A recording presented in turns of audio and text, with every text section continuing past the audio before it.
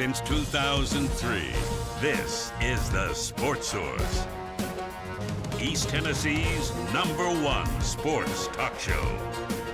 Presented by Pipe Wrench, and by Junk Be Gone, and by the Garza Law Firm. With your host, John Pennington. The Sports Source starts now.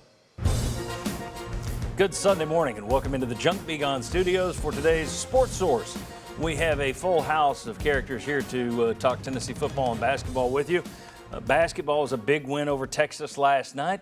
Football, big money handed out to Josh Heupel this week. Administration, big money handed out to Danny White this week. That makes it a big, big show for us. So let's get right into this thing. First segment of today's program is brought to you by our friends at Junk Be Gone. Their 15-yard driveway dumpsters are just $299 for up to 7 days during the month of January. It's the 29th. That means the clock is ticking. If you want to take advantage of this, you got to call them this week. You got to call them in the next couple of days.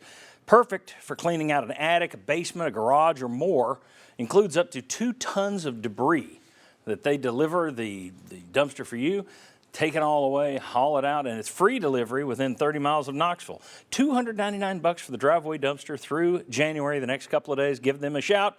Call them this week. Junk Be Gone and junkbegone.biz. All right, let's welcome in our panel. If you can tell, I'm rushing because we got a lot to cover today. Right over here from 99.1 The Sports Animal, Jimmy Himes. Jimmy, thanks for being here. Thank you. Next to you, Josh Ward. You are from 99.1 The Sports Animal. Josh, thanks. Thanks, Sean. Right over here, former Division I basketball player, former Vol assistant coach Mark Pancratz. Mark, thanks as always for being here. Tennessee, huge win last night, 82-71 as they knock off number 10 Texas. Except for a brief run there in the middle of the second half, it was pretty much a cakewalk for the Volunteers against a really good team, a team that a lot of people think is vying for a number 2 seed in the tournament, maybe number 1 if they get on a roll. I think you solidified what looks to be a number 1 seed at the moment. Still 10 games to go, which we'll get into with you. But big win over Texas. This team continues to be on a roll. The more they roll, the more that Kentucky game just looks like a fluke. Mark, biggest takeaway from you from last night's performance? Well, we could say many things, but Zakai Ziegler, I mean, hands down, the way that he's performed offensively, making big shots. Olivier put up big numbers, but a lot of that was Zakai Ziegler and ball screens and feeding Olivier as the defense had to sink. We talked about against Kentucky, the reason they beat them is they were going to make Zakai make tough twos. Well, he did that a bunch last night and was the difference maker. Double digits assists as well. Gentlemen, your thoughts? Big takeaways. Yeah, so the Kentucky game looks like the aberration. That's Zakai's aberration too, right? He had a bad day, but he is one of the best point guards in the SEC, arguably the best. He could be first-team All-SEC at the end of the season, and that makes him one of the best in the country. So he's kind of what drives Tennessee, and then other guys stepped up. Josiah was ready to go out of the gates, and then Olivier, if he's playing like that and Zakai's able to set him up like that, they're as good as any team in the nation. You've come to expect Ziegler to play well, right? With Kumwa, he had 2 games recently where he had 2 points and 2 rebounds against Kentucky and LSU. Then he gets 27 points and 8 rebounds. He played like an All-SEC player. Can they get that consistently from him? That's the key. If he can bring that night in and night out, this is a different basketball team.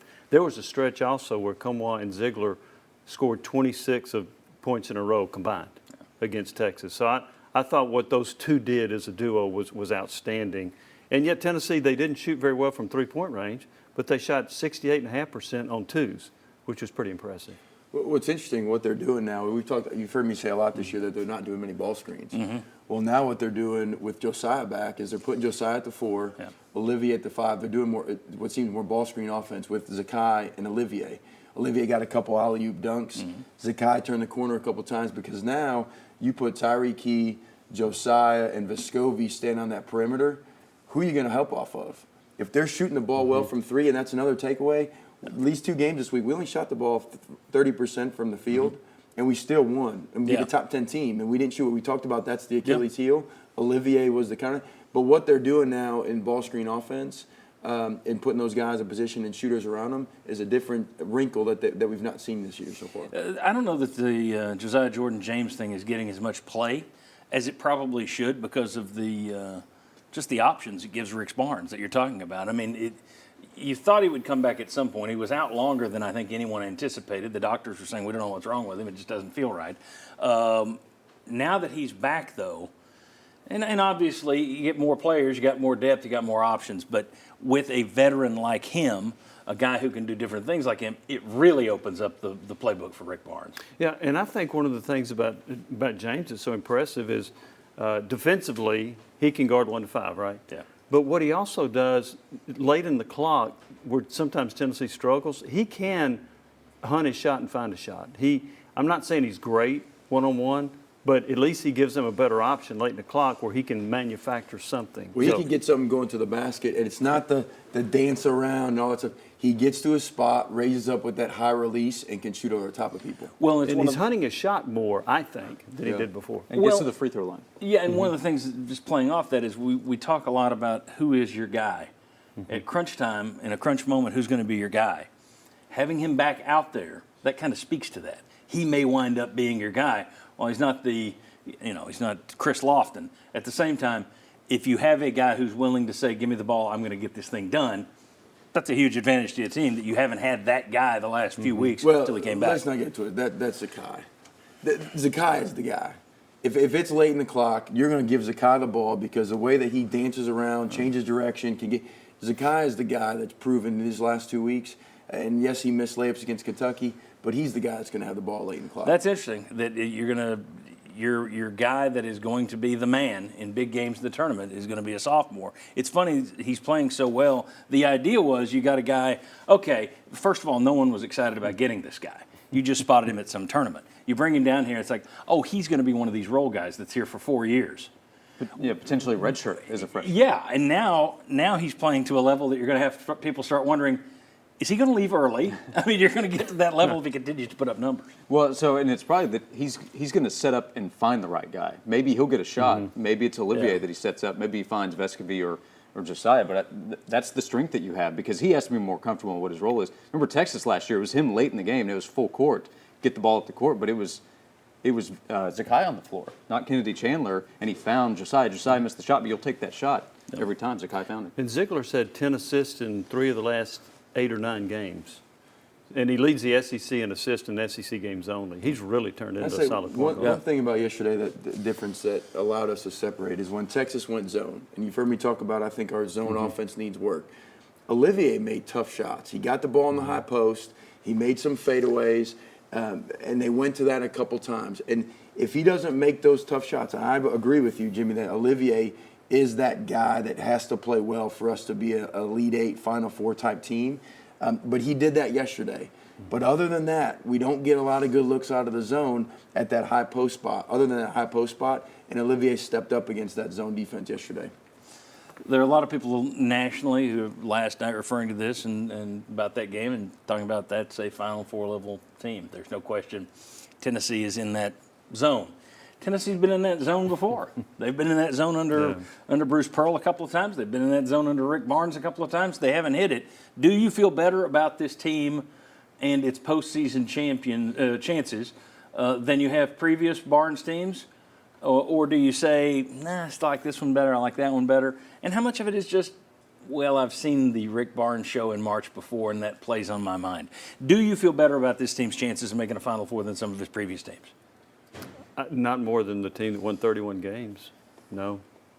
So I think this team has a chance to make a good run, but I don't like them more than that team that had Grant Williams and Jordan Bone and Jordan Bowden and that crew. I was with Dickie Simpkins yesterday, played for the Chicago Bulls, played for Barnes back at Providence. You're like Chuck Cavaleris, dropping names. And Dickie talked about Barnes is who he is. He wears on his guys. He practices them hard. It's why he gets them to play so hard and play so well. But that's also why at times they fizzle out at the end, is because they do practice really hard. They do play really hard. And can they? It's not March, and they are a Final Four team right now. Yes, absolutely. But are they a Final Four team come the last week of March? And that's the question mark that we just don't know. That if you look at history, you would say you don't believe so. Yeah, this is a Final Four caliber team for sure. But saying that in January, Rick Barnes even said, what's the point of that? But I agree with Jimmy. With the benefit of hindsight, you could say, yeah, I feel better now than knowing that team that Grant and Admiral put together didn't make it. But this team has what it takes to get there. They have Have 6 to do weeks it. to go to try to make it happen. Yeah, and you got to be hot those 6 games. If you're going to make the run, you got to have 4 games where you're hot and you're not going out there and cold, and your defense doesn't stay in the locker room for one fluke day. So anybody can get beat on a given day. Look at Virginia versus Maryland, Baltimore County. But I do look at this team. I think that team that you mentioned was better, clearly, number 1 for 4 weeks in the season. But this one just feels a little different with me because it's deeper.